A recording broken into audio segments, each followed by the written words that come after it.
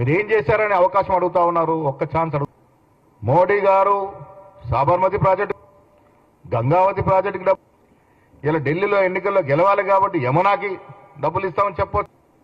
కానీ మీరు మాత్రం మూసీకి నయా పైసా తేరుగా మూసీ నది యావత్ దేశంలో 2వ స్థానం ఉన్నటువంటి మెట్రో ఇలా 9వ స్థానానికి పడిపోతే దాంట్లో మీ బాధ్యత లేదా? ₹1 మెట్రో పనుల కోసం విస్తరణ కోసం తెచ్చిన పాపన మీకు మూసీ ప్రక్షాళనై హైదరాబాద్ భాగ్యనగర్ ప్రజలు సుఖపడాలనుకుంటే మీకు ఆనాడు రాజశేఖర రెడ్డి గారు ఇచ్చినటువంటి రింగ్ రోడ్డు వల్ల ఈ హైదరాబాద్ ఎంత అభివృద్ధి చెందిందో మనకు తెలుసు.